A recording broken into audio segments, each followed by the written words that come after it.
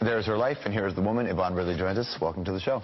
Thank you. So you're here in Canada. The Canadian Islamic Congress brought you here, a series of lectures. What do you talk about?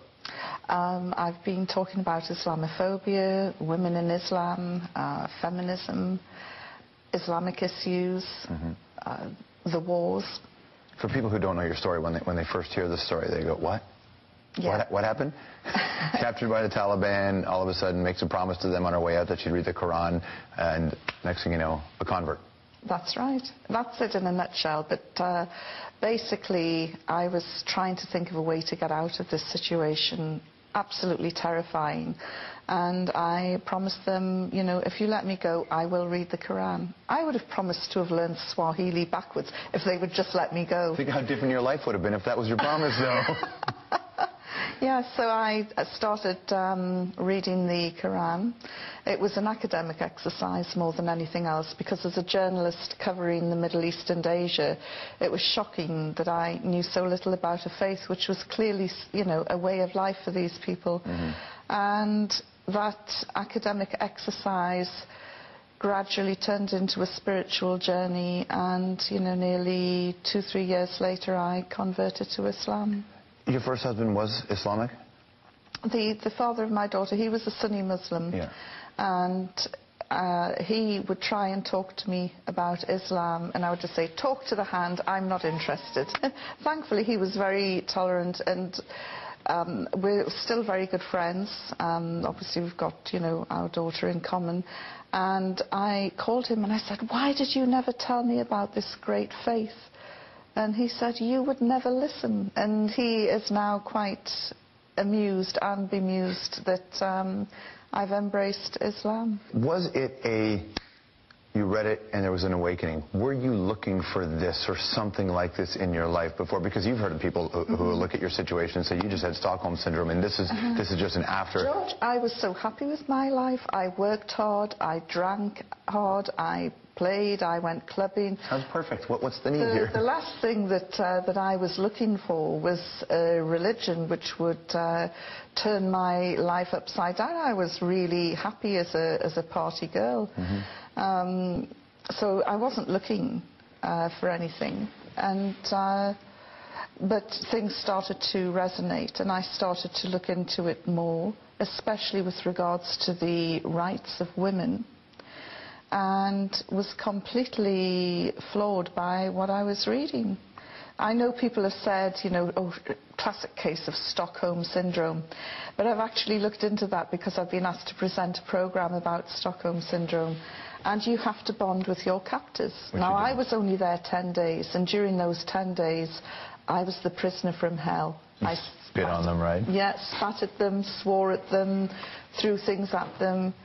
In fact, every prejudice that the Taliban ever held about Western women was probably reinforced and made worse. You're like an episode of Absolutely Fabulous, sitting inside it. Was that what it was? It was a bit like Patsy, you know, Patsy meets Mullah Omar. It was a total clash of civilization. I heard you kept a diary on the inside of a toothpaste box. Is that accurate? Yes. What did you write in there? Just little bullet points, because I really thought I was going to die, and I don't know I just wanted to leave something behind in case somebody would ever come across it. I'm not a psychologist, I don't know, but I'm just, that's thinking you're going to die to that point. That's the kind of traumatic experience that could really kickstart a change in one's life. When you left that situation, did you sit there and say, I thought I was going to die, my life isn't good enough, I'm not doing what I should be doing, and that helped precipitate? No, I just thought I'm going to party more when I get out, you know, and well, enjoy you failed life. at that, Yvonne. I must admit, yes, you did. Some of my friends are very sad that I'm no longer there drinking the champagne glasses. Well, look on the bright side, you picked an amazing time in the world to be a Muslim. Yes. Like, this is the moment when this conversation, it's been centuries since the conversation has been this heated between the East and the West.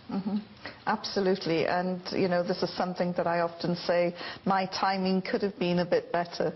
Big conversation in England had to do with the dress of Muslim women. In France, all over Europe, it's even a debate here. I couldn't believe, you know, I thought that the niqab issue was done away with. You know, when will white middle-class men learn to stay out of women's wardrobes? How do you mean? Well, the debate here is over polling and voting, right? No, it isn't that, George. Think about this. The issue focuses on an area where there are 67,000 voters, where 5,000 of those voters are Muslims, where 12 of those Muslims wear the niqab or the face veil. Right. All of those women are prepared to go into a booth and lift their veil up to a female official to verify who they are. And, you know, what is the problem? Why is this becoming an issue?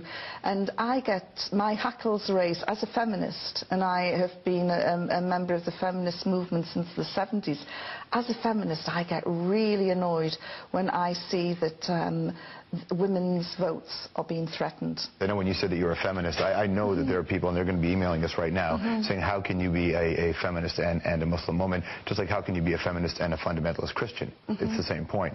I find it liberating sitting here having a discussion with you, not being judged on the length of my skirt or the size of my breasts. Right.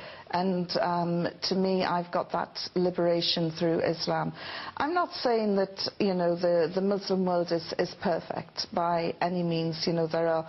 But this issue of 12 women, why has it become headline news in Canada? Because it's salacious, that's all. What is the real agenda? And, you know, we had this debate about the niqab in Britain, where we had the now Prime Minister Gordon Brown and Dr. John Reid, two Scotsmen, talking about the niqab. And I'm thinking, hang on, these guys come from a country where the men wear pleated skirts.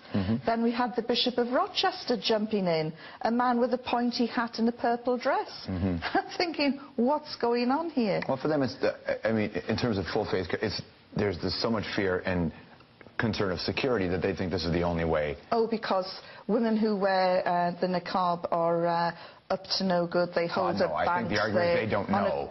The argument is that I'm not defending. I'm saying this is the other side of the coin, which is people say if you are, what do you do in a country where people are scared now, and do they have any right to be scared?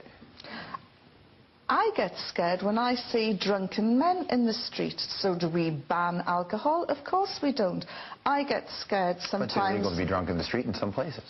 I get scared sometimes when I see some people with tattoos on their face. Not many, but there are some who have these tattoos on their face, or all the face piercings.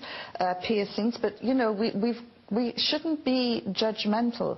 And, you know, if you're scared of a mask, you know, what about Batman? What about Spider-Man? Oh, come on now. No, you're missing the point. What about your fireman, your lots surgeon, of people are afraid welder? of the dentist. Lots of people are afraid of the dentist with that, and it's not the mask, it's the drill.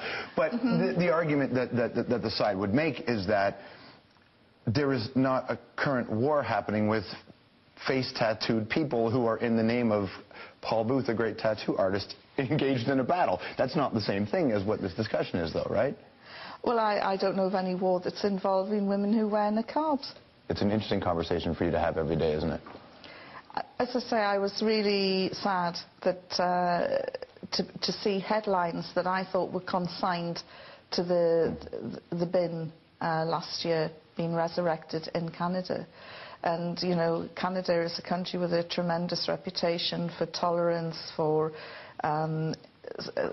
cultural integration, and it was just really sad to see that here. Are they terrorists to you, the Taliban?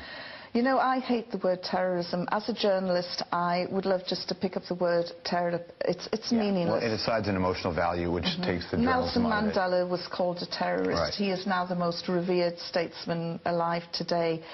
There are so-called Irish terrorists in government now, sitting down, working on a day-to-day basis in the British Parliament. You know, the word is absolutely meaningless. Thanks for your time today. Thank you. Yvonne Ridley. The Hour will be right back.